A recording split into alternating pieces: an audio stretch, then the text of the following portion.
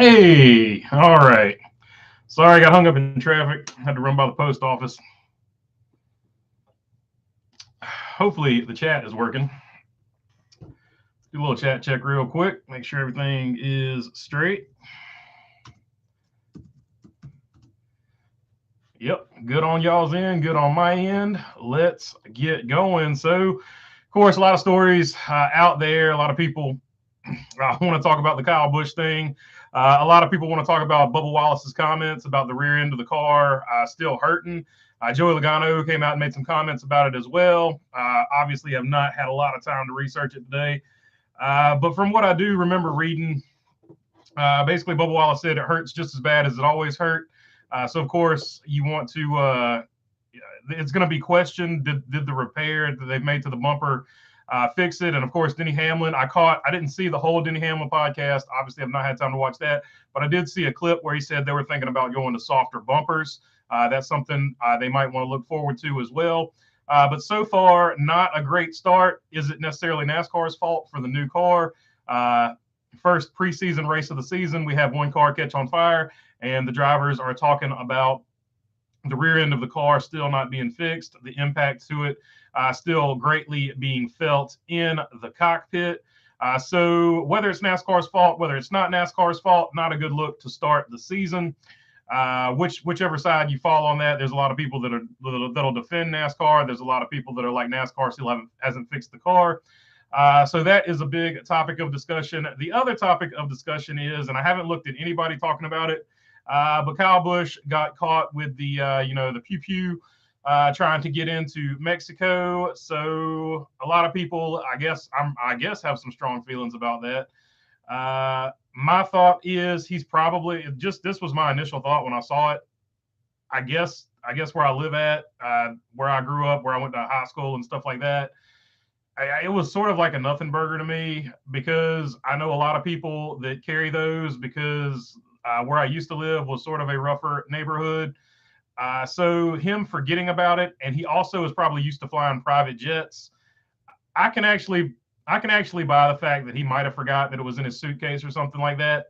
That being said, still a bad look. It's happened about a million times in the NFL, NBA as well. We've seen a ton of players forget that it was in their backpacks or in their suitcase luggage or something like that. So obviously not a good look, but I can also, if you're Kyle Busch, you got to imagine the amount of hate and threats he probably gets just for being Kyle Busch.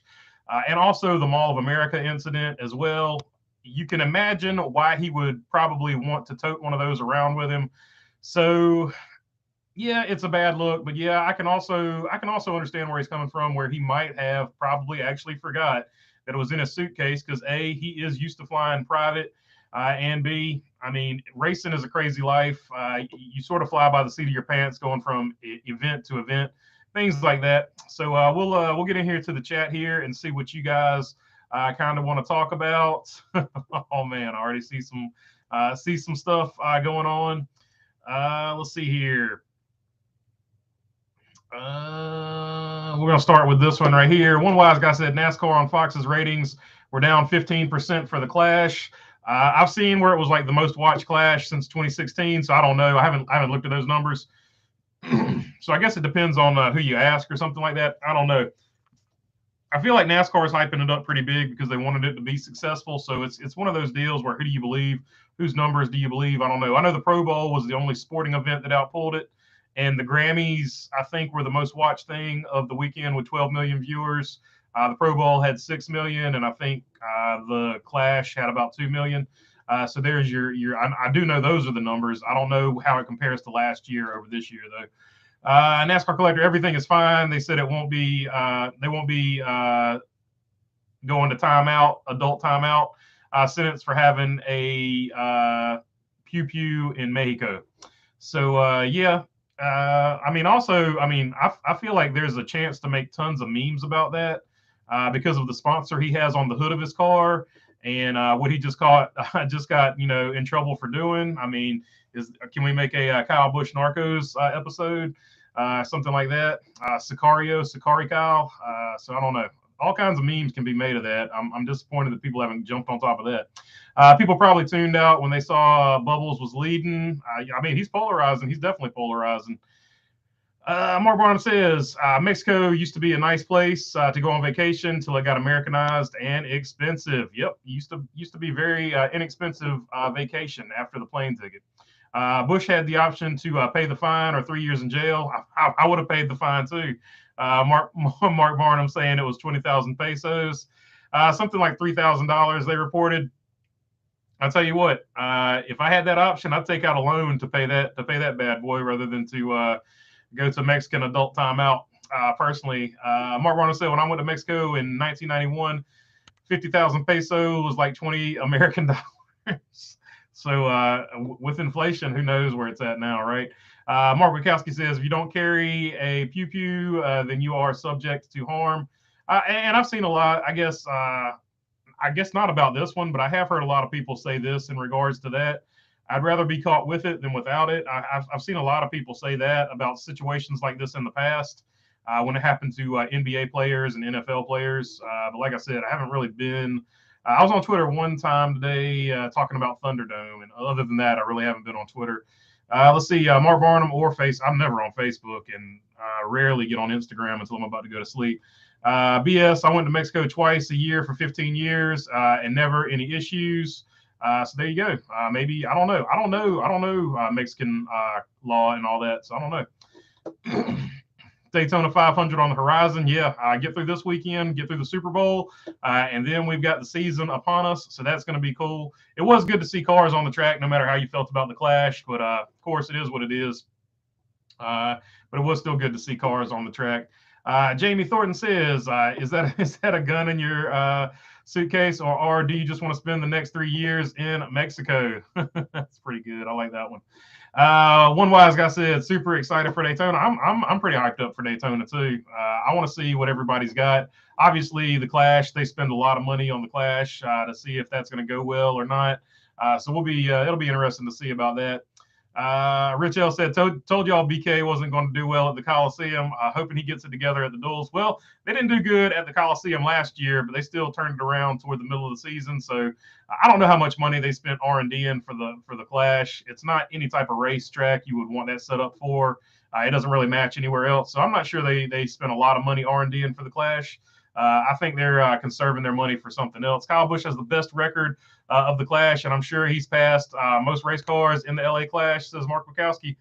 I would not doubt that one bit. There's no doubt in my mind that he's passed the most race cars. Once again, you saw how skilled, like, just in case you ever forget, Kyle Busch coming through that particular field at the LA Clash is probably one of the more, I know he didn't win the race, but it's probably one of the more impressive things he's ever done in his career. It actually gave that second half of that main event some life. You actually had something to watch because all credit to Martin Truex and Joe Gibbs Racing. They had that car on rails. Nobody was touching him other than maybe Ryan Preece before his fuel pump went out. One wise guy says, I was impressed with Bubba and his attitude so far. Yeah, I know people don't like Bubba Wallace, and I get that, but give credit where credit's due. Last year, Bubba Wallace probably would have jumped out of that car and started immediately talking junk. He sat in his car, and yeah, it was pretty funny. He looked like a little kid in timeout sitting in that car, but it was still the smart thing to do. He sat in that car until he could get his emotions together, and when he got his emotions together, he was able to hop out of that car and give a proper interview. He didn't give the reporters anything to inflame the situation even further. And I don't know if you guys saw today, he actually put out a tweet that said everything between him and Austin Dillon is all love or something like that. So I thought that was pretty cool too.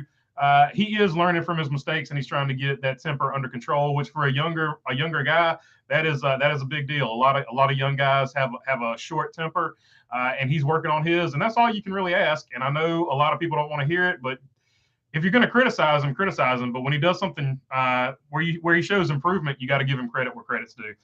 So I will give him credit where credit's due. He handled that interview better than normal. Denny wants a softer bumper on Ross's car, says Mark Barnum. Yeah, so that was the biggest nothing burger of all time, in my opinion. Everybody was running into everybody, and if it wasn't Ross Chastain and Denny Hamlin, I don't think anything really would have been said about that one. Uncle Bones with the super chat. I appreciate it, Bones. Thank you very much for that as well. Mark Hunter says the reason why I assert that Logano is the new DW is that Darrell also had a reputation for being aggressive on the track. And is a nice guy off of it. Yeah, so I don't doubt that. And Joey Logano came out today or yesterday, last night. He came out sometime and said, yeah, he is two-faced. He would agree with Kyle Busch about that, but he doesn't see anything wrong with it. Basically saying all drivers are two-faced. So I guess he wants that smoke for Kyle Busch. I don't know how wise it is antagonizing a man who just got caught doing what Kyle Busch got caught doing. I don't know how much I would antagonize a guy that's walking around holding, but it's Joey Logano's prerogative. New hair, don't care. Jamie Thornton says, LOL. Then he kept saying something about carbon in his car, and he had to use a pilot's oxygen mask on the way back home. He said he literally couldn't breathe. Oh man, so that's that. I didn't know about the fumes getting inside the cars. It would make sense though, because you got the muffler there, and that's not a track that circulates air a whole lot. So that is something that definitely could be an issue. I hadn't heard about that, so that one's new to me. I hadn't seen that one. Second Amendment is good for all Americans, says Mark Wachowski. Yeah, I mean, I personally don't have a problem with it. If you're against it, we're just gonna have to agree to disagree on that one. That's all I can say about that one. I've heard people argue against it. I understand where you're coming from, but I'm for it, and we're not going to talk about that anymore. That's as political as it needs to get. Matt Hunter, the elder Waltrip, also had a knack for being Mr. Where did he come from? Yeah, for sure. He was sort of the Kevin Harvick does that to an extent, and Austin Dillon, not really. He doesn't get the wins and stuff like that, but Austin Dillon, oftentimes you're like, where did Austin Dillon come from? And he finishes 10th or something like that. So he's got that going on. But obviously, the guy that gets the most wins like that, they call him the closer now. But Kevin Harvick, for sure. But yeah, Joey Logano also in that same. Where did he come from? All of a sudden, he's there for the win. Christopher Bell's kind of sneaky, a little bit sneaky. Christopher Bell can do that sometimes too. Jamie Thornton said, these cars, man, NASCAR says they fixed it. They have a rocker box fire, and all kinds of guys who said the hits hurt like crazy in the exhibition race. Really makes you wonder how much NASCAR has fixed. Yeah, so Joey Logano went on this thing about it's harder to fix the cars now because whereas back in the day, Hendrick and all that used to be able to fix them right on the spot. Now you got to go through one manufacturer. And I was like, yeah, you can make that excuse for NASCAR, but NASCAR did that to themselves by making all these teams get rid of basically their fabrication shops by saying that the cars have to basically come from this NASCAR approved vendor. So now you've got one vendor building all the chassis and repairing all these chassis for the Cup Series. And so NASCAR has done it to themselves, the fact that they're no longer nimble on making these adjustments and stuff like that. Jermaine Boyd, what's up, man? Good to see you on here. Hope you're feeling better. Michael Honeychuck said, what's up, BB? What's up, Michael? Jonathan W. You think NASCAR will fine him because of this? I think NASCAR will leave it be. NASCAR has a long history with the NRA, so I don't see NASCAR doing anything to it. And fun fact, Richard Childress is pretty high up in that particular organization I just mentioned too. I'm not going to mention it too often, trying to stay nice and safe here on the tubes. Rich L says, Kyle trying to bring a super big boy bazooka bubblegum into Mexico. So there you go. I don't know exactly what he was holding. I haven't seen anybody come out and say exactly what type of water pistol he was toting there, but I don't know. I'm trying to figure out ways around that because I know that's one you can't. I've gotten dinged on that one before. Cassandra Keller says, after the mall event, I would pack. I think it's to protect his family. I think so too. I think that's the vast majority of what it is. And you got to imagine, just through social media, there's a lot of people that don't like him. He's probably had a lot of people say things that are pretty terrible that he would probably, after you hear it enough times, you're eventually going to take it seriously, right? So I totally understand why he's toting one. Fox's camera crew were awful and missed a lot, but the booth was good. I am right there with you, one wise guy. I was not impressed at all with the camera work. Luckily for all of everybody watching, all of the concerts were well in focus. But the racing, not so much. Sarcasm there, just in case nobody picked up on that. Today on BBC, they said they had a one-day ticket to the Chicago race for $240, and a two-day is $550. I'm not good at math, but if you buy two one-day tickets, seems like it comes out a little bit cheaper there, doesn't it? So maybe buy two one-day tickets if you want to attend both days. That's an odd one to me. Hello from Coeur d'Alene, Idaho. Hopefully I said that right. What's up, Cassandra? Good to see you on here as always. Jonathan W., next Kyle Busch sponsor is that particular organization I mentioned. Funny enough, Jonathan W., that organization has sponsored Richard Childress cars in the past. On that 3 car, it has been before. So it would not shock me to see it on that 8 car in the future. I don't think they would want to promote something like this, though. So it would be a reach, but it wouldn't be the craziest reach. Maybe next year they sponsor him or something like that. Maybe they could use him as an educational tool as what not to do. You never know. Jermaine says, "What do you think about the Kyle Busch accidentally having that thing in his bag?" I think he really just honestly forgot about it. I understand why he would sort of tote one around. And I just think he honestly forgot. He's also probably used to flying private, and he was flying commercial. So a little bit of a different process to get on the airplane in that situation. So he found out what the rest of us have to go through, unfortunately. But he paid the fine. He did the right thing. Jermaine said, "I would pay the fine too if I had to." Yeah, I would take out a loan because if I can do anything not to spend a day in Mexican adult timeout, I would do what I had to do. I would pay it back when I could pay it back. But I would not be going. I'd rather do adult timeout in America for not paying a loan than do adult timeout in Mexico for anything ever.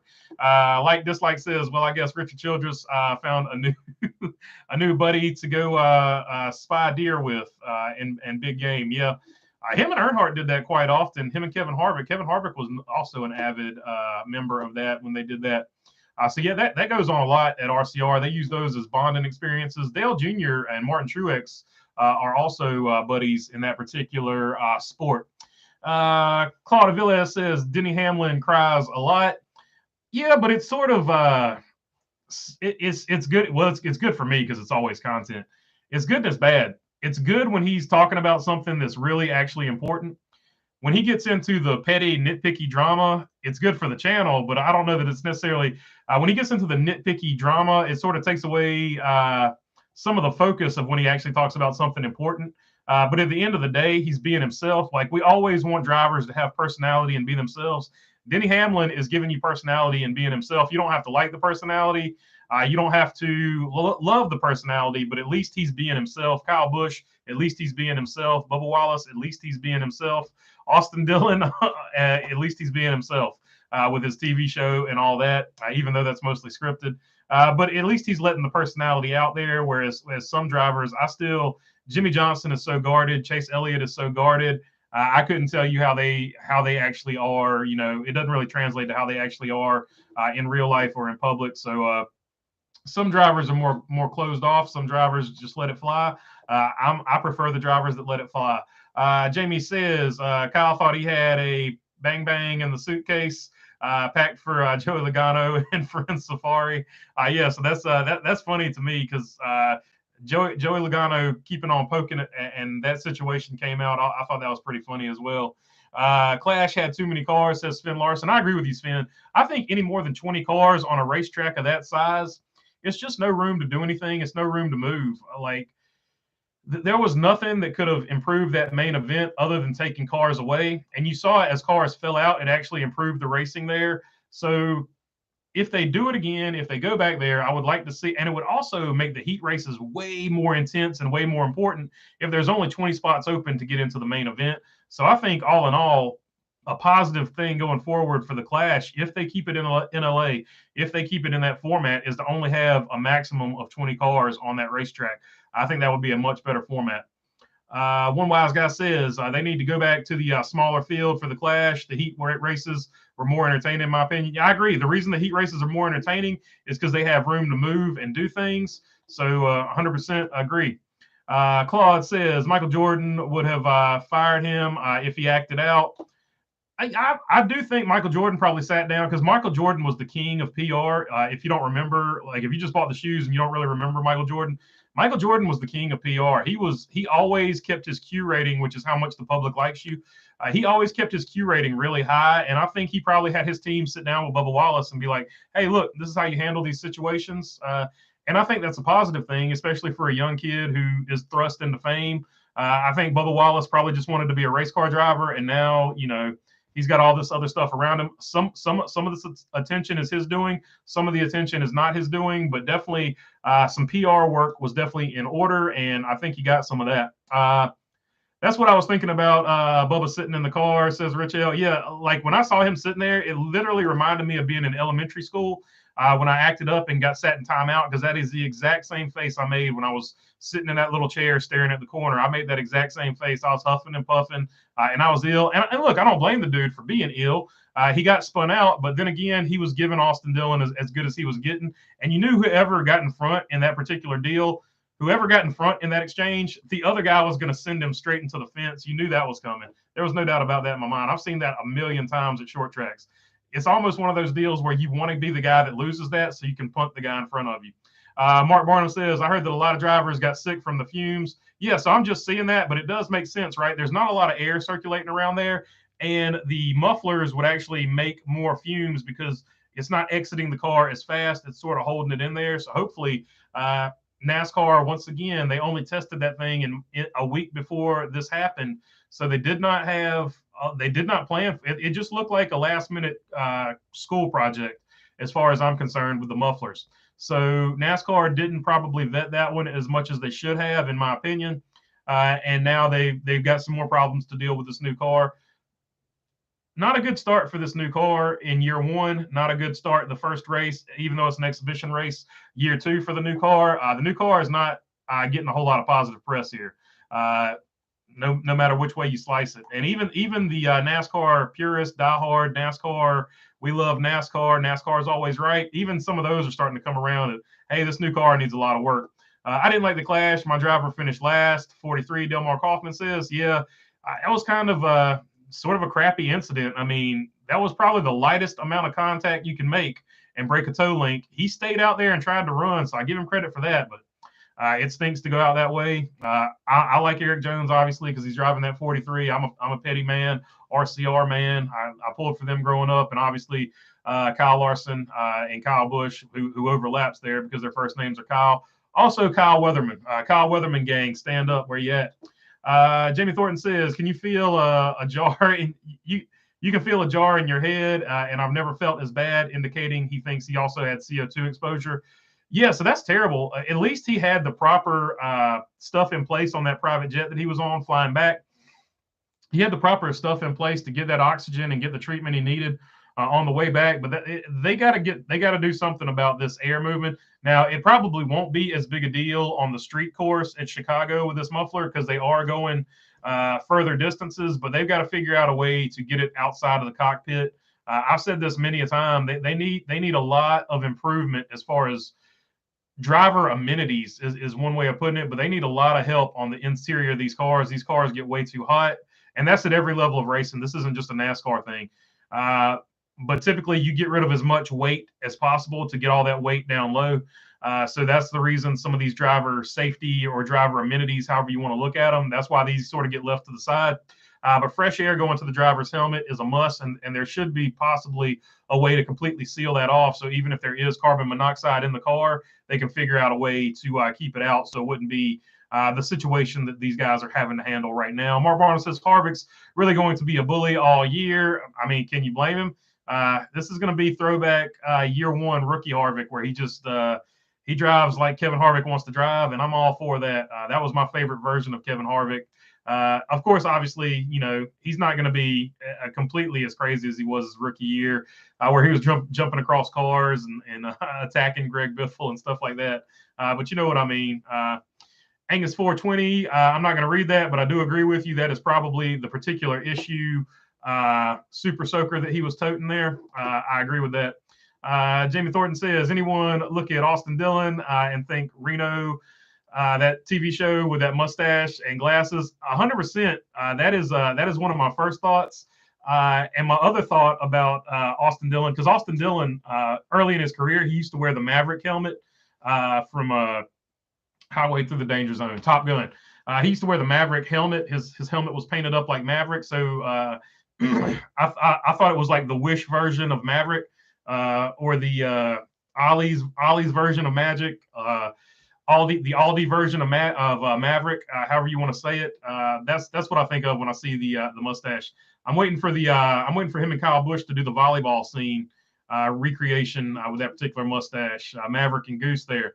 One wise guy said Super Soaker code word. Oh, there you go. There you go. I think I read that a little bit earlier because I think I said that a second ago.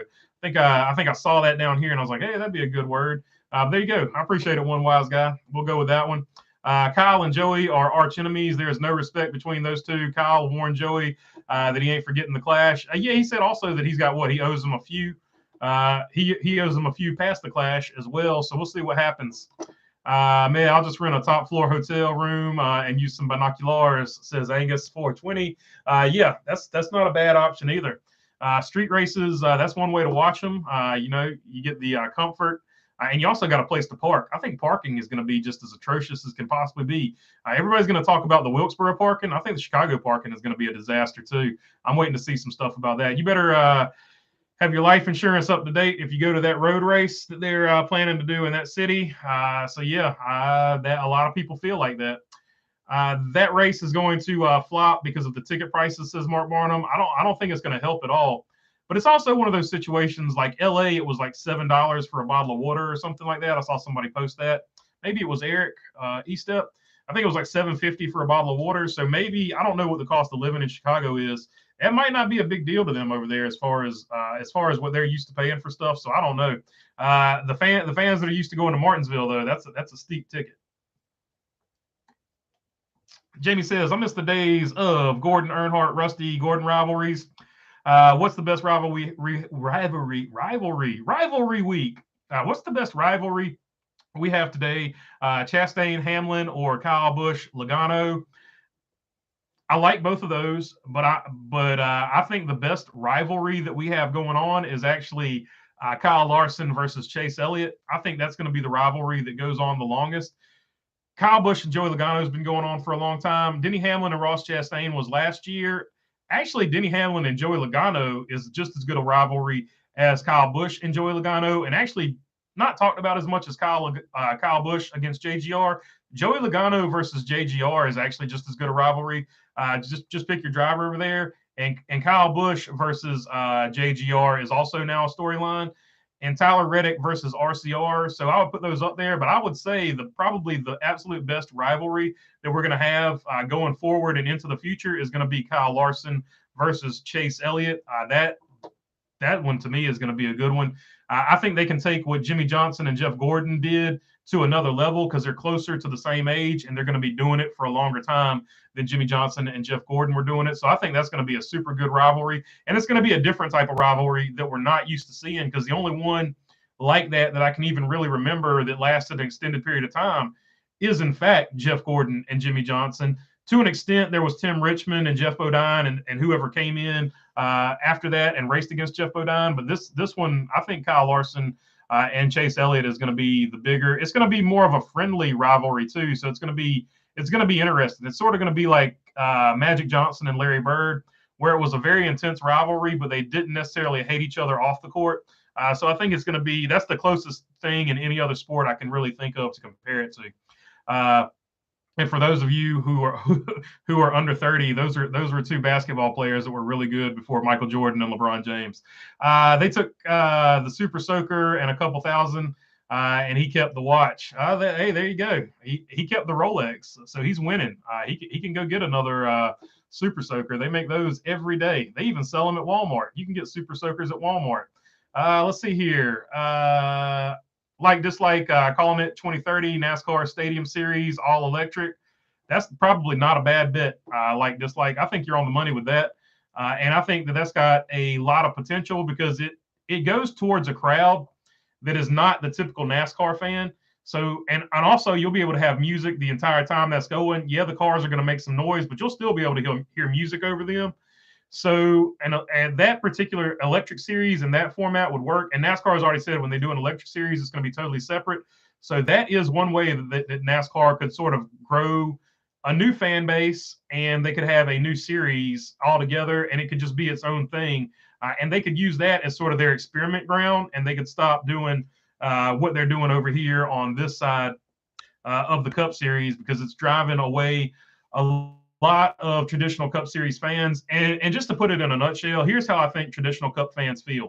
They feel like, hey, we brought the sport to this level, and now we feel like NASCAR is making us second-class citizens.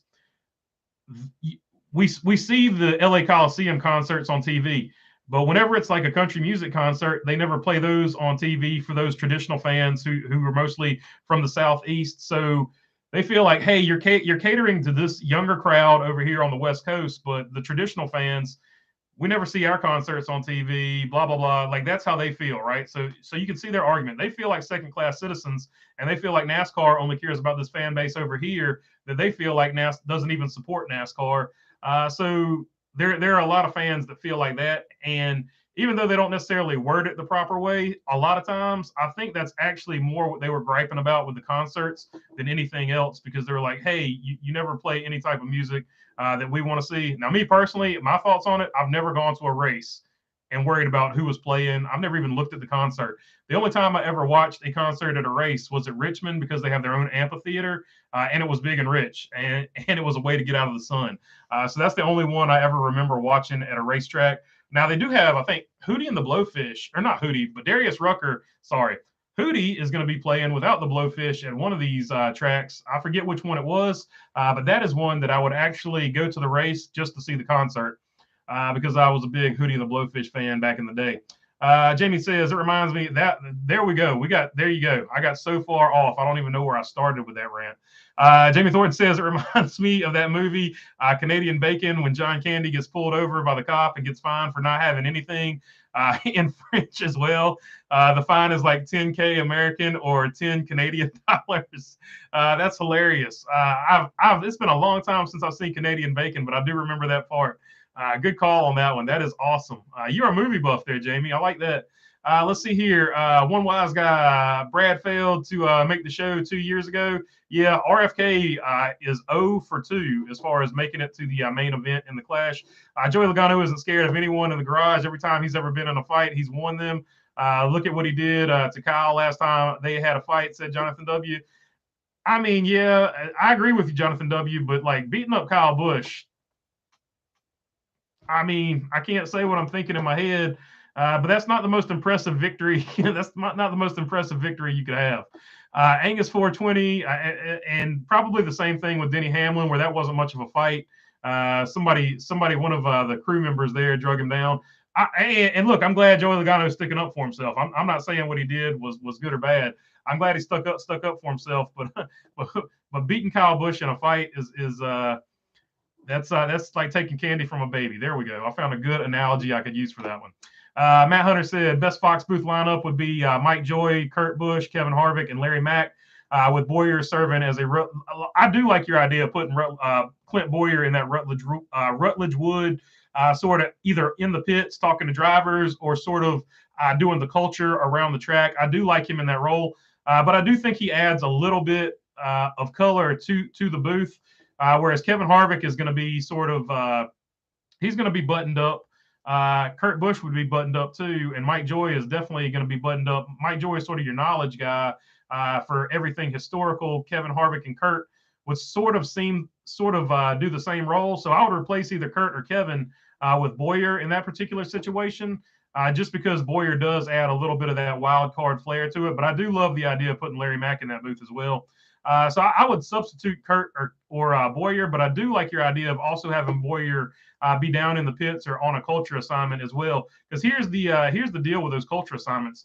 You can film those the day before. Like I never understood why they needed an extra person there. You can, and I love Rutledge Wood. I'm not trying to cut him out of a job, but you could literally film those culture things the day before and just use them as pop-ups. That's what they used to do back in the day with Ned Jarrett. Ned Jarrett was the culture guy, but he was also calling the race up in the booth. But anytime you did one of those sort of culture things or an explanation about the car or something, that was always Ned Jarrett's job, and he did a great job with it. So you can pre-record those. You could actually slim down your crew quite a bit there. Jimmy Thornton says, Hamlin said on his podcast, go back to qualifying by pole wins. I like that too. I agree with you there. Or I agree with him, I guess, in this case. You can have two entry races for everyone else before the big show. Top two gets in from those races, plus fan vote, plus Clash Championship Provisional. That's not a bad format. I might, depending on the year, you might have to include more cars to get in. I would have a rotating number of the cars getting in or something like that. So I think that's a pretty good idea there. They should take the Clash to Bowman Gray, says one wise guy. I think that would be a good idea, and I would also like to see them move it around. Like we've had it in LA 2 years now. It's starting to lose its luster as far as that goes. It's going to get less special if you keep doing it in the same place. To the people that want to watch it, I know a lot of people hated it. I get it. But if you move it around, it'll always be new to that community you're moving it to. So I do like the idea of moving it around. I would say move it around every 2 years. You know, you're going to get it for 2 years, and then after that, it's gone. That would give you a grand opening and a grand closing, which are usually the two biggest days at any particular event or restaurant. Was what I was actually thinking on the top of my head there. People forget that Michael Jordan barely said anything when he was a player. It was so rare to hear him speak.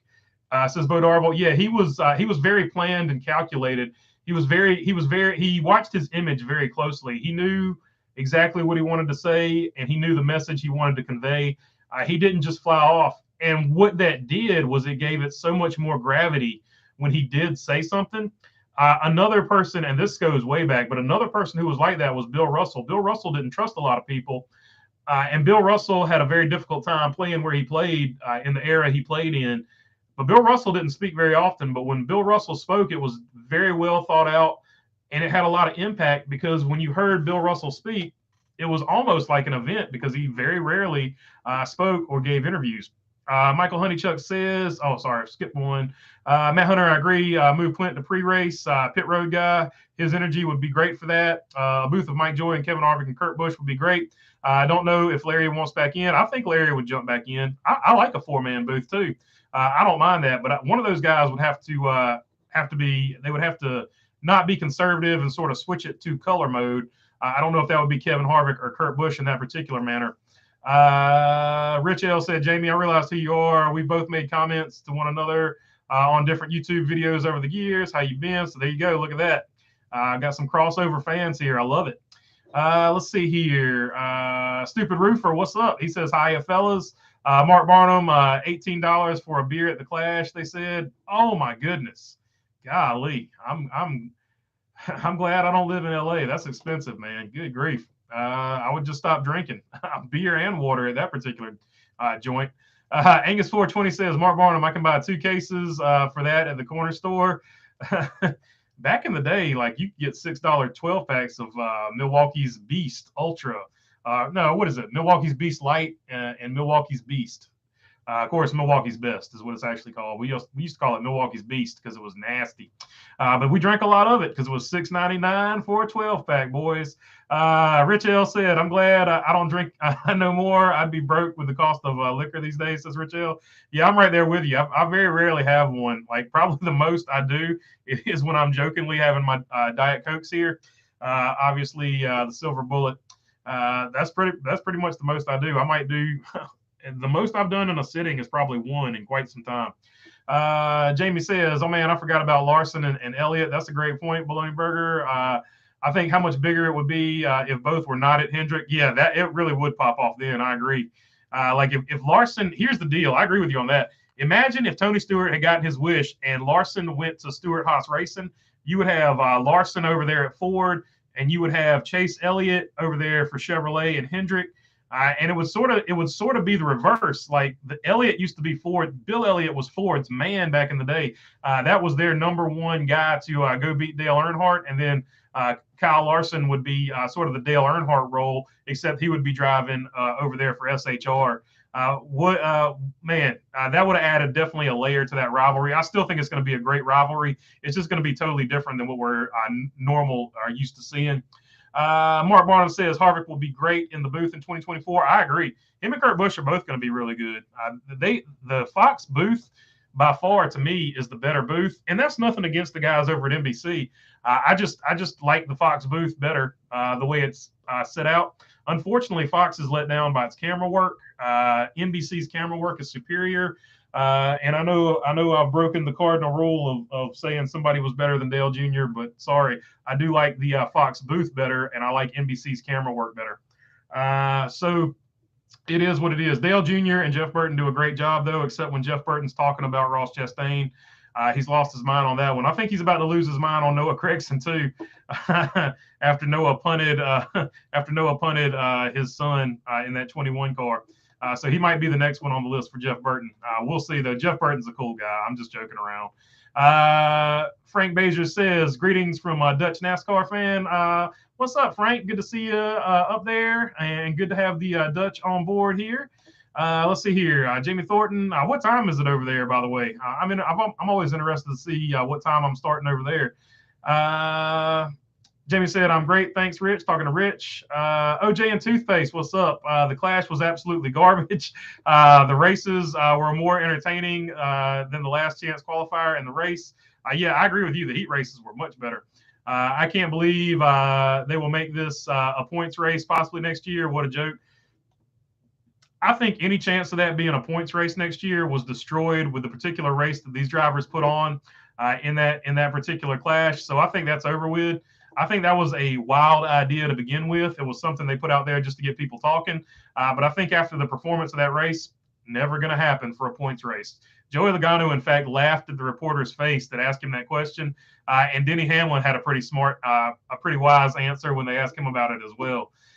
Jamie Thornton says, Marvon and I agree. Kurt Busch has also been great in the booth. I know they won't move Clint, but Joy, Harvick, Kurt Busch, booth would be awesome. I think Kurt still wants to be involved with racing. I think so too. I think Kurt Busch, if he can get back right, I think he is going to jump in a car for a few races, if nothing else, just to say goodbye to the fans. And 2311, to their credit, has said, look, hey, when you get right, go ahead and jump in one of these cars. So I'm looking forward to that, and I hope it actually happens. Angus 420 says, not going to lie, a bunch of Teslas, Prius, Nissan Lease, etc. Running in circles sounds funny. That would be the jam. Like, that would be funny. Throw a what's that? The Ford Mustang Mach-E or whatever. Throw the Mach-E in there as well. So you would have like a hatchback. Then you would have like the Ford Mach-E. That's sort of like an SUV. Then you got the Teslas. They actually look like sports cars. Unless you get that, what is that Tesla? I don't even know what Teslas are. But there is a Tesla that looks like a hatchback, or it's like I guess a crossover. So you got a crossover, a SUV, and an actual hatchback. So that would be something crazy right there.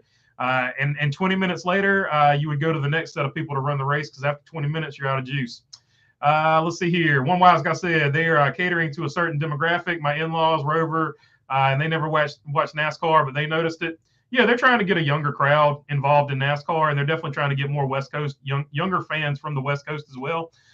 So, I mean, they're trying. I'm not hating on that, but I'm also saying, why don't you give something to the fans that have been there for a long time? Because I feel like that's actually what they're complaining about when they're like, how come I got to watch this crap? They wouldn't be complaining about having to watch this crap if they got to watch their version of stuff that they like. So it's just funny. Like, that's the only time, any time, any year of the year that I can think of them putting an actual concert on the TV screen. You know what I mean? So, which they have artists at every single track. So, I mean, it raises a lot of questions as far as that goes. Like, you're paying all that money for those artists. Just go ahead and put them on TV. Like, it's for, like, nobody wants to hear those guys talk for 6 straight hours. So just that would be 20 or 30 minutes where you could just put the concert on. I think maybe one time, maybe 1 or 2 times at the Daytona 500, they've actually put one of the songs from the concert in.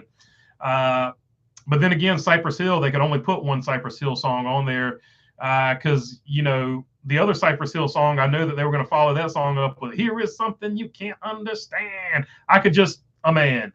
So I knew that song wasn't going to make it on there. So I don't know. It was interesting that they picked them as musical guests, I thought. I might get dinged for singing that. Hopefully not. That was the worst singing of all time, by the way. No need to let me know that. Late to the party. It's a shame I can't travel with our wireless personal protection devices. And why KFB in a tourist trap Mexico and not somewhere amazing like the Maldives or something. I mean, he goes a lot of places if you check his Instagram. So I'm pretty sure Sam made that call. That's where Sam wanted to go. NASCAR has quite a history of trying harder to please people who aren't fans and those who are. Yeah, and I don't have a problem with that. I don't have a problem with them reaching out to those fans, but you also need to treat the fans that brought you there, treat them just as good. It's not that hard to do, you know? Like, just do everything equally. I might make a video about that because Brian Kennedy or whatever, he left an open thing on Twitter, so I might make a whole video to answer him as to how I think he can improve that deal. I guarantee that was Samantha's choice. Oh, there you go, Kevin McNamara on board with me. T-Van says Hootie puts on a hell of a live show. I agree. I'd love to see it live one time. Cancun is the worst place you can go. So many better choices, says Mark Barnum. I do feel like Cancun is touristy, and I think you can thank MTV's Spring Break for that. In my opinion, Kyle is right. Joey is two-faced. That's why I can't stand him, says OJ and toothpaste. To Joey Logano's credit, he went on there and said, yeah, he's two-faced, and he doesn't have a problem with it. And in my opinion, what he wanted to follow that up with is every driver is two-faced for the most part. Jamie Thornton, Mark Barnum, spot on about Cancun. It's a very dangerous place on its own.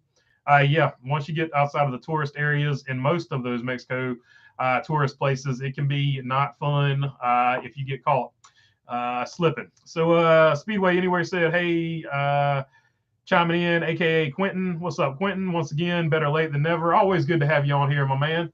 Let's see here. Mark Martin fan for life. Fox or NBC needs to get Bestwick. Yeah, I think he's locked up with the SRX deal though. So I don't know if they're going to be able to get him. I'll be interested to see how long he signed that contract with SRX. But I know when he went to SRX, I know a ton of people were about over the moon about it because he was finally back. Let's see. Ian Fisher, Logano is great for NASCAR. I love having someone to root against, especially now I'm jealous about his new head of hair. Yeah, so there you go. Once again, Joey Logano is not scared to be himself, right? So, and that's what I've always said. It gives you somebody to root against. You might not even have a driver you root for. There were tons of people back in the day that said, I don't care who wins as long as it's not Dale Earnhardt. Joey Logano fits that mold. Kyle Busch fits that mold. Denny Hamlin fits that mold. There are tons of drivers. Bubba Wallace fits that mold. There are tons of drivers that fit that mold. They have a 3-year contract at the Coliseum. Yeah, but I think these 2 years they're doing right now are optional. So I think these years are optional. So they could get out of this one if they wanted to. But I agree with you. I think they're going back for the 3rd year because they're already sort of spinning this that it was a success. Interestingly, and David Land brought this up on his channel, he knew it wasn't going to be a sellout because they hadn't been hyping it up about being a sellout all season. So I do agree with him, and he made a very good point about that. It didn't sell out this year like it did last year. So it is interesting that I think after that 3rd year, they need to take it somewhere else because it keeps it fresh in whatever market they're going to take it to. And I think if you do that, it keeps it fresh for each market because I think it's probably going to be even more fall off next season unless they announce, hey, this is the last time we're going to do this at the LA Coliseum. That could be something that you get fans back in the seats for if they know it's the last time they're going to see it. Vic says, nice Larson hat. I appreciate it, Vic. There you go. It was the throwback Darlington hat. Jamie Thornton says, yes, move it around to new locations. There's no NASCAR racing to grow the sport. I know it has to be a warm location, but maybe San Diego, San Antonio. San Antonio would be a good place. New Orleans, etc. New Orleans would be a cool one. I'd like to see where they have it in New Orleans. New Orleans would be a good one probably for a street race or maybe a dirt race. See, that's the thing people aren't throwing out there. You could work a dirt race in there just as easy because it's probably easier to clean up dirt than it is, keep paving something every year. So dirt would be another option I could see them doing. Kevin McNamara said, unpopular opinion, no driver should be in the booth. Only professional broadcasters. Wonder why FS1 broadcast tower above NASCAR, even with a much worse on-track product. So there can be an argument made for that. I think you need to balance it out. I would like to see one really technical person. That could be a crew chief or anything like that. I would like to have one driver perspective on it. And then you could also, in your case, where you want professionals, then you could have 2 professionals, one that would sort of be like a historian, like Mike Joy is. Mike Joy is basically filling a dual role. And the other one would be an announcer, sort of like Rick Allen is, just a professional announcer of events. That's basically what Eli Gold was back in the day as well. Mike Joy is wearing both of those hats over there at Fox. So really, whenever add an extra member to Fox, whenever Mike Joy is in there, because Mike Joy is actually wearing 2 hats in that situation. He is both of those professional journalists in that situation. Matt Hunter says Clint would be the fastest on foot to put on the pit road, but we have video proof of that from 2012 Phoenix. Good one there, Matt Hunter. I see where you're going with that one. 5 Hour Energy never should have stopped sponsoring that dude. That's 100% sure. Vic says, woohoo, Daytona is 12 days away. Can't wait to see what Larson hats are exclusively sold at the track. Yeah, that's going to be really cool for sure. I wish I could go down there, but I couldn't get a ticket. It sold out. I think they sold out the standing room only seats as well. So it's going to be a hot ticket. I'd love to go down there, but it wasn't in the cards this year. But I did get to enjoy my first ever 24 hours of Daytona, and that was a great event. It's been a long time since I've been to that track. That track, they've done a great deal to improve it. It is top notch. It is it's pretty close to Phoenix, but I would still give Phoenix the edge in overall amenities. Camaro 50 says $18 for a beer. Change the name to the Cash, the Cash at the Coliseum, because you better have plenty of it, right? Good one there, Camaro 50. Mark Martin fan for life. Joey has always been two-faced. Turn his back on Mark Martin at his first opportunity. So yeah, there's like a lot of people that don't like Joey Logano, and they have their various reasons for it. And like I said, if you don't like Joey Logano, it's 9 times out of 10 because he did something to your favorite driver. In this case, Mark Martin.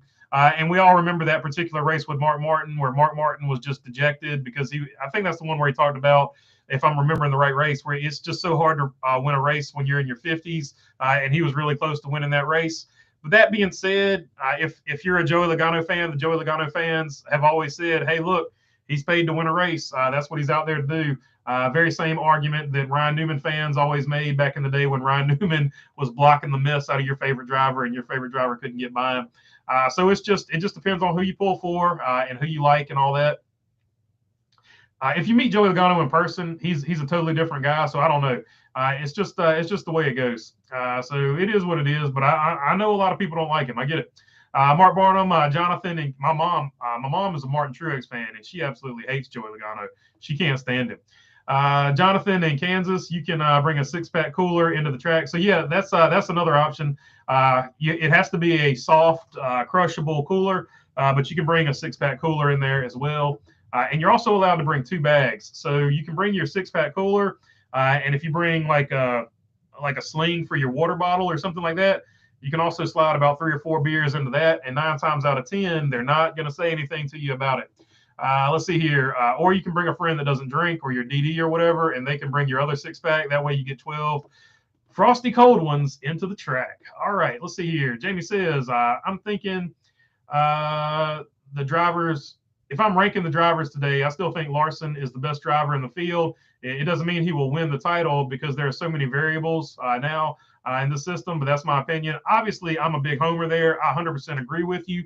Now, who you put second, third, and fourth, I feel like it's going to be some combination of Joey Logano, he's in his prime right now. Chase Elliott is in his prime right now. Kyle Larson is in his prime right now. Those are my 3 that are in their prime. Now, I feel like Ross Chastain is going to start to peak here in a little while. He could get there. I feel like Tyler Reddick is going to start to peak here. I feel like he could get there. Denny Hamlin still in his prime. Kevin Harvick still in his prime. These are guys that have they reached a level and they just stayed there. Like Denny Hamlin and Kevin Harvick are guys that got to a level. Martin Truex is another one, got to a level and stayed there. They never really had that fall off. Like you see some guys go in a linear arc like that. Those guys right there, they got to this level and they just maintained a top 10. They're a top 10 driver every year.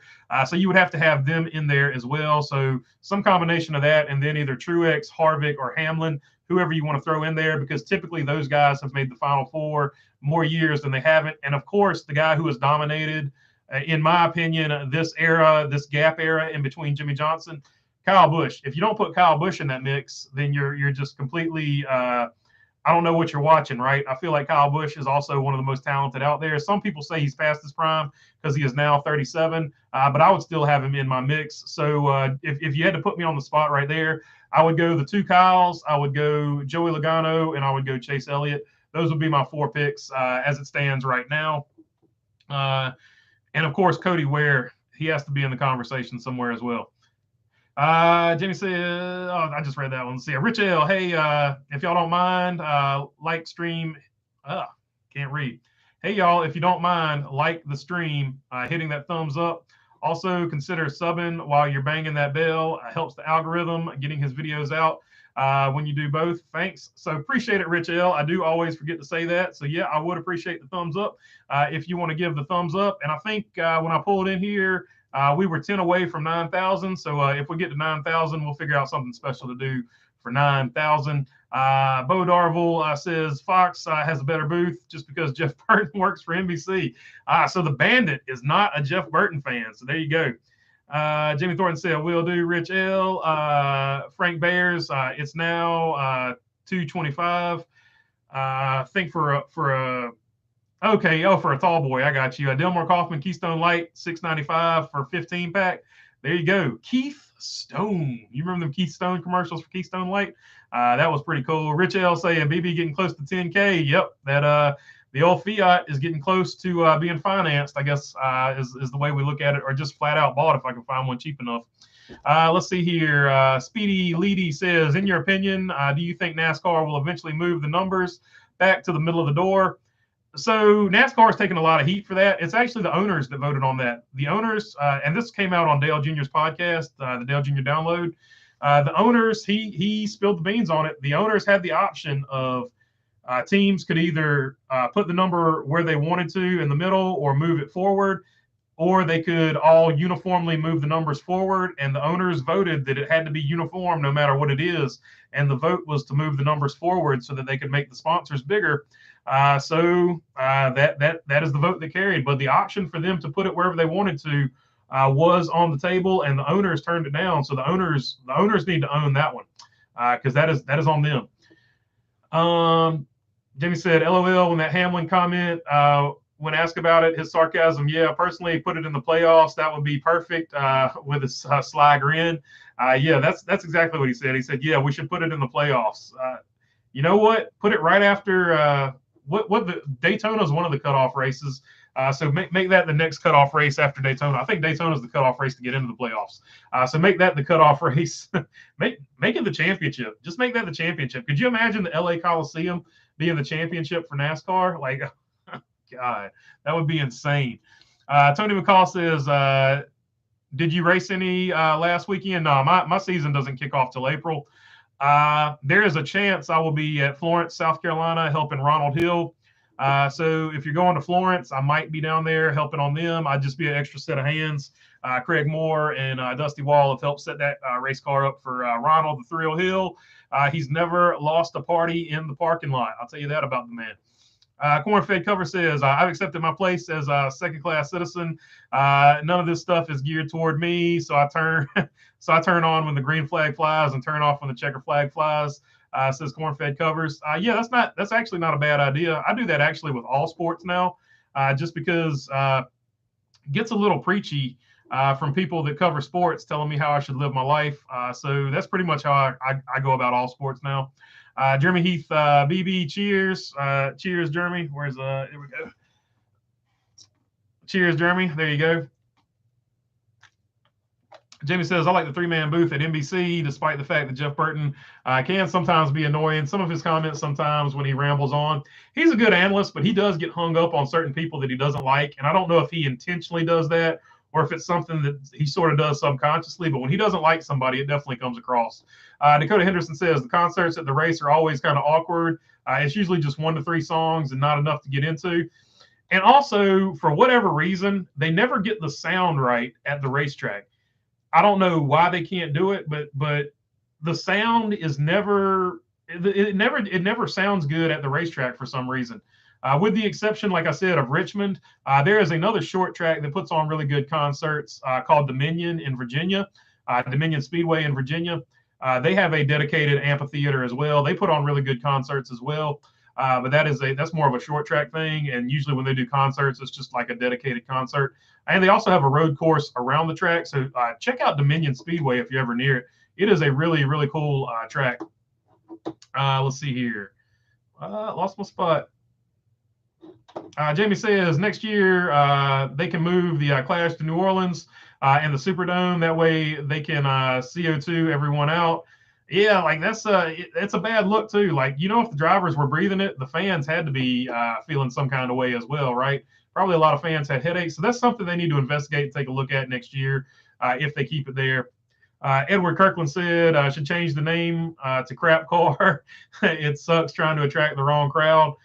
Yeah, like I don't mind them reaching out to a different audience, but they should definitely they should treat the audience that brought them there equally as well. That's my only issue with it. Rich L said, I've said this enough. Jeff Burton is a crossover of Yosemite Sam and the Tasmanian Devil, except with a higher pitched voice. I'll throw that in there for you, Rich L, because when he gets to screaming, it's him and Dale Jr. are almost indecipherable when they start talking loud. My mom says they're indecipherable, period. Angus 420, I'd rather go to Amsterdam. There you go. All kinds of fun in Amsterdam. Jamie says, Rich L, funny. That's a great analogy. So Rich L getting the agreement with the Tasmanian Devil and Yosemite Sam, or as my little cousin Yosemite Sam likes to call him. NASCAR would probably frown upon a driver doing certain things there, though. Yeah, so that's an interesting deal, right? There are certain places where stuff like that is okay, but it's not okay if you're taking that NASCAR test that looks for those things. So that's an interesting conversation to be had, especially when Furniture Row was working out of Colorado. And we'll leave it at that. NASCAR should treat it like a festival, have a couple of bands, singers play, full sets to finish the night with the race. I agree with you there 100%, Dakota Henderson. Start the race in the daytime and then have a concert to finish it, or vice versa, start the concert in the daytime. What that does, that's going to make your traffic flow better, because different people are going to be coming there for different reasons, and you're going to get a lot more people arriving there early, and then you get a lot more people traffic. Humpy Wheeler used to do that a lot at Charlotte. He had really good ideas, and that's where I actually learned that and thought about that. Old Humpy Wheeler. NASCAR, our fantasy NASCAR podcast. Kyle ain't get caught lacking. Yeah, that's saying the least. He ain't scared. Whatever you want to throw in there. Paul Sears. What are your thoughts of NASCAR having a 24-hour race like Le Mans? I think it's in the works, Paul. Just to be totally honest with you, I think it's in the works 100%. What I've heard is NASCAR and IMSA are going to fully merge at some point, and that's when you're going to see NASCAR have a sort of the NASCAR cars will be blended in with some of the IMSA divisions as well. And just like if I had to take a guess at it, and this is all speculative, this is just my thoughts on it and things I've heard as rumors, it would probably be the 24 hours of Daytona. and then you would sort of have your speed weeks again. Rich L says, LOL, LOL, I thought the first year he was in the booth, I thought it was like two cats fighting. Junior has toned it down a lot now. Haha, says Rich L. Yeah. He is. I'll give Dale Jr. a lot of credit. He has gotten so much better as an analyst. Not that he was ever terrible or bad, but he has. You can see where he's definitely gotten better. He puts the time in and gets better every season. So that's one thing you can say about the guy for sure. Jamie Thornton says SRX getting Brad and Denny in races for this year is awesome. What would NASCAR do if big drivers like Logano, Larson, Elliott all went to SRX? Would NASCAR service? I think that's why all these guys are doing it this year. They're doing it to make sure they secure as much money as possible in that TV deal. So I think you're going to see a lot of NASCAR drivers do a lot of different things. You're going to see a lot of NASCAR teams do a lot of different things to put pressure on NASCAR to get the maximum chunk of that TV money. Fantasy NASCAR podcast says, do it in Beijing and get it over with.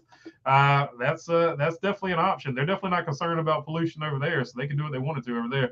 A dirt race in New Orleans would be awesome. Great idea. Or you could imagine a street race in the French Quarter. If you could get past the smell in the French Quarter, oh my gosh, that would be the first thing fans will complain about that have never been down there. Speedway Anywhere, the fans have spoken, and they said they want more short tracks. Anyone complaining about the Coliseum, obviously it goes against the grain. There you go. Technically, it is a short track, so there you go. NASCAR always has an out.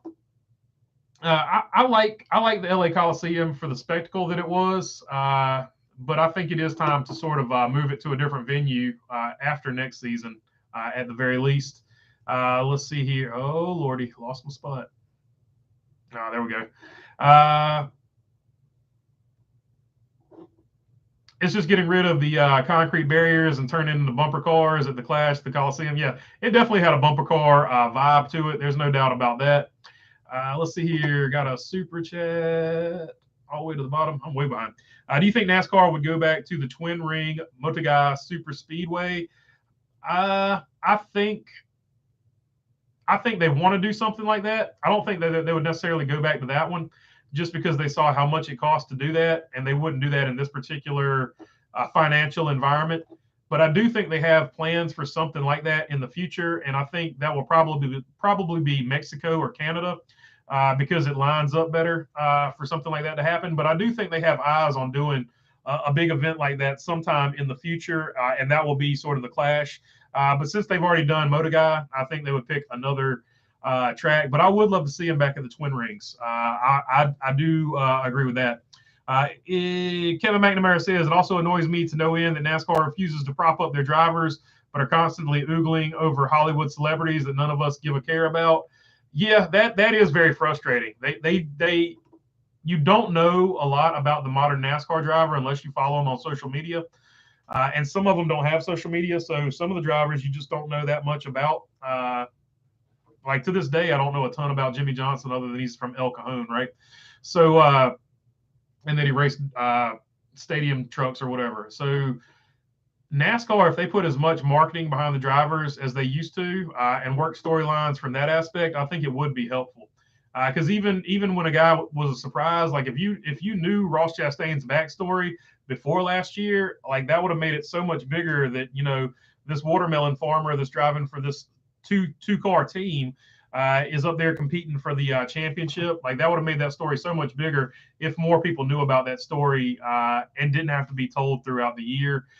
So it is what it is. Like obviously, you know, we're all diehard NASCAR fans. We knew it, but the outside fan didn't know that. Imagine if the outside fan knew that when he did the Hail Melon. So like they didn't find out about he was a water, or his family are watermelon farmers until he did the Hail Melon. So it is what it is. There's lots of room for improvement. Can you speak about how well Ryan Preece ran? If it wasn't for the fuel pump, he may have had them all covered. Yeah, Ryan Preece, look, his time spent racing at Bowman Gray was put to great use there. If he was putting it on him, that fuel pump went out. I don't know 100% that he had anything for Martin Truex. I think Martin Truex was coming up there and was going to get him. But that being said, those two, without a doubt, had the best two cars. And I agree with you. Ryan Preece had just as good a chance as anybody to win that race. Him and Martin Truex were putting on a show. I would have actually liked to seen them race for the lead, just like Kyle Busch and Martin Truex raced for the lead. But it wasn't to be. But that being said, you don't always have to win a race to get your name out there. And Ryan Preece put everybody on notice. He said, "Hey, I'm good.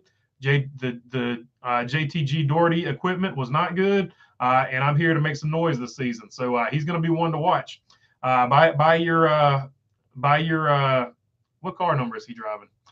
Buy all your 41 gear now and get in early on the curve there, because I think he's going to be a tough one. This is a big year for Kyle Busch because look at the last 3 years at JGR, 2 wins in 3 years, and his numbers were nowhere near KB numbers. It makes you wonder if things were toxic at Joe Gibbs Racing right now. I often wonder that. Like, it just looks like a place where a lot of people are not having fun, whereas back in the day, JGR looked like the most fun place on earth, right? JGR just doesn't look like the most fun place on earth anymore. And that's probably for various reasons. Probably when Coy, it probably started when Coy, or it probably started when JD left us first.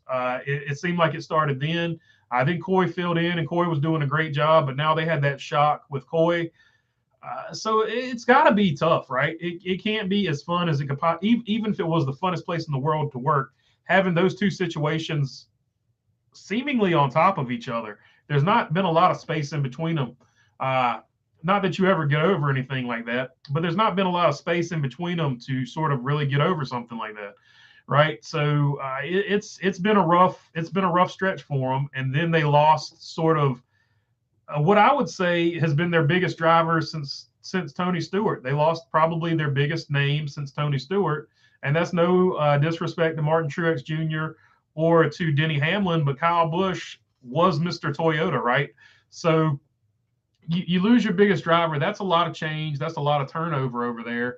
Whereas back in the day, inside the industry, everybody you talked to were like, man, I'd love to go work for Joe Gibbs Racing. And once you got to Joe Gibbs Racing, that's where you were going to go, and that's where you were going to retire. You don't get that feeling anymore. And that's probably for various reasons. So, yeah, I feel like that's a fair commentary there. Anybody remember the Keystone Light Golden Beer Can Challenge? Anything where you can find the golden can? Yeah, sort of the they called it the Willy Wonka of cheap beer back in the day. I remember that. I do remember that. Cassandra Keller, I got to go. Just wanted to try and join in. A lot on the plate. Always have a good one. You have a good one too, Cassandra Keller. Thanks for joining us as always. Always good to see you on here. Jamie remembers that the golden beer. Rico, I don't think so. They need to save the money. Yeah, I think in this particular climate, they need to save the money as well. Logano wins races just by being aggressive on short runs. I wouldn't put him in the same category as Chase, much less Larson, who are men, says Bo Darville. Yeah, but he's got 2 championships, so and he is in his peak age, so that's why I would include him in there. But as always, everybody's opinion is welcome on that particular deal. So yeah, I see where you're coming from there. Not everybody is in love with Joey Logano. I get you, but I would have him in my top 4. But everybody's top 4 is different. OJ and toothpaste. My voice is about to go too, so we're gonna. I might have to skip down here to the bottom, but I'm gonna get this one, then I'm gonna skip to the bottom and get some of these ones I haven't answered yet at the bottom. What are your thoughts on the Chicago Street Course? Says OJ and toothpaste. Well, I think it's going to be a total disaster. I have no problem saying that whatsoever. So that's just sort of where I fall on that.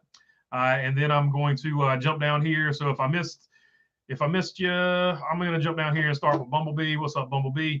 Yeah, so if I missed you, just type it again, but I'm going to start here. What's up, y'all? Sorry for my silence. Just sick today. I hope you feel better, Bumblebee. I've been dealing with the flu since Saturday. So yeah, she's been down with the flu. I've been down with just a regular head cold, but she's got it much worse than me. So lift her up in your thoughts, prayers, however you go about your business of lifting people up. OJ and Tupe says, Brad has the Clash circled on his calendar. He's like, oh, not this again. LOL. Yeah, so yeah, he probably doesn't have good feelings about the Clash. Joseph Marigliano says, what do you think about Front Row Motorsports announcement and Todd Gilliland? Oh, it is tough. So they talked about Todd Gilliland basically last year, talked about Todd Gilliland and the Gilliland clan being like family and stuff like that. And then this year they sort of did him, in most fans' perspective, they did Todd Gilliland dirty. And that comes from a lot of people who are pulling for Zane Smith. So even Zane Smith fans are like, we want Zane Smith to race, but not like this. So yeah, Todd Gilliland definitely a lot of people I think feel like he got did dirty. Kevin McNamara says, my girlfriend was mind blown when she found out Jeff Burton and Dale Jr. were not the same person. They need to get rid of Jeff and bring in his brother Ward. Oh man, Ward would be the man up there announcing. He would bring all the color. There's your culture guy right there, Ward Burton. He could go out and catch snakes at the racetrack. Bushcrafting with Burton, that would be cool. Let's see here. Rich L says, I don't know, Jamie. Hope he can get it together. Not going to give up on him. Says Rich, what race moment made you a Kyle Larson race fan? Says OJ and Toothpaste. The moment that I knew he was in the sport and his first name was Kyle. That's when I became, because my name's Kyle, just for those who don't know. That's when I became a Kyle Larson fan. So that was pretty much it. That was it. Also, him being good didn't hurt. So that's when I became a Kyle Larson fan. Surprise! Like not a really cool story to tell on that one. Sorry. My parents named me after Kyle Petty. So anybody named Kyle, I've pulled for ever since they became a race fan. Didn't make the Kyle Busch thing well known because I just didn't want to hear a lot of grief early on in the channel. But yeah, I pulled for Kyle Busch too, which was funny because back in the day, people were like, "Oh, you're such a Toyota hater." I was like, "Oh God, if y'all only knew, I literally pulled for Kyle Busch." Closet Kyle Busch fan, I guess, back in the day. I like Kyle Busch's talent. I wasn't always in love with what he said on the microphone, but I definitely wasn't going to sit there and fight every single weekend about what Kyle Busch said on the microphone on this channel. So it is what it is. Bumblebee said, at least early on in the channel, because I didn't want to scare off all 7 of my viewers I had back then. Thanks, Mark. I'm working on it, says Bumblebee, but definitely anybody, and that's, like I said, Kyle Weatherman, I pull for him too. So anybody named Kyle. Rockingham had good concerts on Saturday night before the race. John Anderson was one. Like there have always been good concerts. I've just never ever paid attention to them. Like the All-Star race used to have an absolute what do they call that thing? Festivals. The All-Star race was always like a festival back in the day, basically. Jamie says, Rich L, I think Brad will be fine. They made a lot of progress last year, and I don't think you can assume anything for the season based on what the Clash was. Yeah, I don't think the Clash represents how anybody's season is necessarily going to go, although Joey Logano did win the championship last year and the Clash. So historically, if you win the Clash, you win the championship. Season over, Martin Truex is going to win the championship, by the way. But it's not indicative of your performance all season. It's not anywhere near any type of track they race on. And I really question, does RFK even spend money R&D in like much for this race? I doubt they do. Mark Langren says, send Busch to jail. So Mark Langren wants Busch sent to jail. 24 hours of NASCAR, heck yes, says Josh Strickland. Yeah, I definitely think that's coming sooner rather than later, is all I can say. Joseph Migliano says, I don't understand why they made Todd Gilliland a part-time driver at Front Row Motorsports. He had a decent rookie season. That's just the move they made. I don't know. I can't answer for them. They made that move, not me. I don't know. I don't agree with the move myself, but I'm not spending the money to run that race team either. My kids and their kids have had the same boot camp crud this whole fall and winter. So yeah, everybody has something going around right now. I think with the weather changing, going hot to cold like it did, at least where I live, I think that got a lot of people as well. William Wagaman says, send Kyle to adult timeout in Mexico. Hell yes. So obviously a lot of Kyle Busch non-supporters that want him to go to adult timeout, but he paid the fine. So no Mexican adult timeout for him. I can't wait to see the Dark Horse Mustang at IMSA next year, says Mark Barnum. Yeah, and I'm also interested to see, I haven't been able to find anything on it, but are they going to bring the Dark Horse? Is that going to be the car that they race over here in NASCAR? I'm interested to see that as well. Somebody asked me about it, and I still haven't been able to find any answers about it. Hopefully Michael McDowell replaces Harvick in the 4 next year. We'll see. I think his name is actually on that list in a sneaky way, but I think he's behind some other people that bring funding. Let's see here. What do you think about Todd Gilliland's situation? I think Front Row Motorsports made a mistake.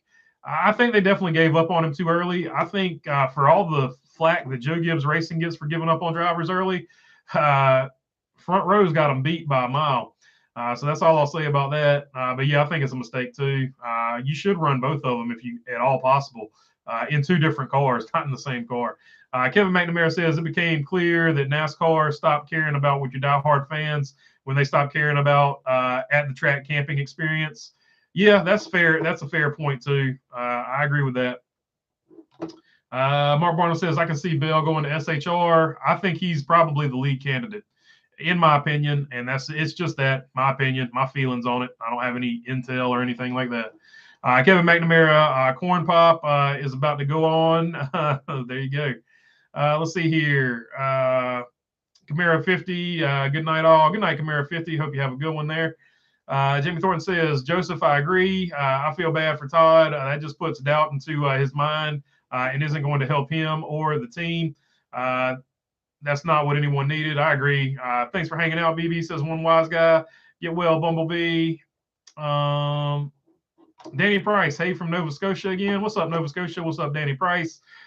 Joseph Murgliano says, it's sad what happened to Todd. Yeah, it stinks. It was not a good deal. Stephen D'Amelio Jr. says, just got on. What happened with Todd Gilliland? Todd Gilliland has been reduced to a part-time driver, and they just told him when he got to the track, basically, or just told him today, like they didn't let him know in advance. He sort of found out on Twitter type deal, and he'll be splitting time with Zane Smith in the 38 car for Front Row, so he is no longer a full-time NASCAR Cup Series driver. Michael Honeychuck says, Ward skinning squirrels and cooking up kebabs like he did. Said Jeff lived at the northern side of the house. Yeah, there you go. Jamie says, it never hurts when your driver is good at what he does, LOL. I was a lifelong Harvick fan, also like Kurt Busch because I loved the Outlaw. I became a Denny fan after what he did for my girlfriend's daughter. Yeah, that's a pretty good, pretty cool story. I was a Harvick fan too until he went to SHR, which I'm still a Harvick fan. But when he went to SHR, I just decided I was like, I'm just going to pull for Petty and RCR and whoever is named Kyle. And so that's just basically what I've done from there on out. Whoever drove for RCR, whoever drives for Richard Petty, and whoever's named Kyle. And I decided I would pull for Kevin Harvick until he retired. So still a Harvick fan until he retires. And whatever he drives beyond NASCAR Cup Series cars, I'll pull for him in that as well. Have you heard anything about Myatt Snyder for the 23 yet, or Our Motorsports? Haven't heard a thing, Joseph. Not a thing. No news on that. When I get some, I will definitely let you know. Jamie, I agree 100. Josh Strickland, Rich L said, Jamie, I agree 100. Josh Strickland says, I got here late. What happened with KB? He was trying to go to Mexico with a pew-pew, and they decided that was not legal, and he got in trouble for that and had to pay a $3,000 fine, or he had to go to adult timeout in Mexico. So he made the wise choice and paid the $3,000 fine. And that's been a polarizing issue, just like the Second Amendment always is. Rich L, I think that all the Earnhardt fans were just in a bad place. That's sad. As we had 3 drivers who went away the year before he did, I believe. That's a fact. And NASCAR didn't do any safety, didn't make any safety changes until Dale left us. So sad. I agree. Old home guy said they had fishing at Daytona too. Yeah, up on Lake Lloyd. Jimmy V with the LGB there. So he's with the LGB. Obviously, YouTube doesn't like that phrase being said, but you can figure out what he means by that. Napa Racing fan says the 38 car hasn't had a consistent driver year to year for a long time. Yeah, I agree. John Hunter Nemechek, and then he left, and then they've just cycled through drivers ever since then. It was Alfredo got a year, Todd Gilliland apparently got a year, and now they're basically telling Todd Gilliland, you got a year to look for a ride because we're putting Zane Smith in this car. I think that's basically what's being told. Joseph said, if anything, they should have at least given Todd Gilliland a shot to drive in an uncharted car for those 6 races and put Zane Smith in the 38, but they shouldn't have done him the way they did. I agree with you 100%. Bo Darville says, sucks for Gilliland, but Zane is the man, future Hall of Famer. I'm calling it now, says the Bandit. Yeah, I mean, I don't think anybody disagrees with that. It's just if they had told him beforehand, he could have lined up another ride. I think that's sort of where everybody doesn't like it. Just sort of bad business, to say the least. NASCAR just isn't what it was with Dale Sr. I'm here, but I'm multitasking, making supper. Yeah, a lot of people, that was their guy. And when he left us, it didn't matter what NASCAR did, to be totally honest with you. It was never going to be the same to them. Danny Price said things are good here in NS, Nova Scotia, just waiting for racing to start. It will always be 4 months before racing starts here. Yeah, I guess mighty cold up there. OJ and Toothpaste says, what driver do you dislike? I don't dislike any current driver, to be totally honest. The only driver I disliked is already retired, and that's because he treated a young fan pretty crappily. But that being said, he was going through a rough patch in his life at that time, and he actually, looking back on it now, he sort of snapped out of it and went back to being a nicer guy after that. So because he became a nicer guy after that, I'm not going to say his name either. But there's only ever been one driver that I totally was just like, other than Rick Crawford. Rick Crawford can eat a bag of Richards because, yeah, look him up. He's a piece of trash. But other than that, there's not really a driver that gets under my skin. Like once Earnhardt left us and Kevin Harvick went to SHR, it just wasn't the same. I didn't pull for the sport like I did. I guess like back in the day, if you want to go back in the day, I hated Jeff Gordon because he was taking championships from Earnhardt. Hated Dale Jarrett because of Ned Jarrett's call on the Daytona 500 in 92 or 93, whenever that was. So back in the day, I had some, I guess. But I was a kid. Like I grew out of that. Kyle Busch racing after a brush with the law has some shades of old-time NASCAR bootlegging, fitting for the 75th year anniversary. I mean, yeah, like I said, if you look at the hood of his car and you look at what he got caught doing, they could make a they could make a fake Narcos episode about that particular ordeal. Sicario, Busch, whatever you want to, whatever, however you want to play it there. Let's see here. I expect to see some pretty good memes about that, by the way, too. Shadow Ear says, if I only pulled for drivers that had my first name, I wouldn't have any. My first name is Les. So there you go. We'll have to find one for you, Shadow Ears. We'll have to find somebody that's at least got a close name for it. There have been some crew chiefs and stuff with the first name Les. Danny Price says, May the 21st, the racing starts here at Scotia Speed World. So there you go. Nova Scotia gets kicked off May 21st at Speed World. I'm just glad Kyle is back in a Chevy, says Joseph. I think a lot of people went with that one. Earl and Randy went to Mexico to get Catalina back. My Name is Earl reference. There you go. Greatest TV show of that era, in my opinion. Like that's my favorite TV show from that era. If you haven't seen My Name is Earl, check it out. Really good one. Jenny Thornton says, for me, I can't stand Joe Logano as far as drivers. I don't like he's on the top of my list. So there you go. Anti-Joey fan, but that makes sense as a Denny Hamlin fan, right? So I get that one. There's charters that aren't being used, says Old Home Guy. I mean, for the most part, Rick Ware and Live Fast Racing, they have not made the progress you would hope somebody would make. Let's see. Logano, Hamlin, and Busch are Mark Langren. I guess you're not favorite drivers, or it might be your favorite drivers. Are the drivers you don't like there? Not a Gilliland fan, father or son, says Mark Barnum. So there you go, anti Gilliland for Mark Barnum there. Still a Chase Elliott fan and Hendrick Motorsports fan, 100%. But I am pulling for Kyle Busch and add RCR this year, says Joseph. So there you go. I think Kyle Busch got a lot of new fans. Zane Smith should be with SHR, not front row. I think he might be. And that's it. Like, sorry, I'm not going to get to these last ones here. I don't know. I'm about to paralyze a vocal cord, it feels like. So that's going to be it for this one. Hope y'all have a good one. It's been fun. I'll catch you on the next one. Peace.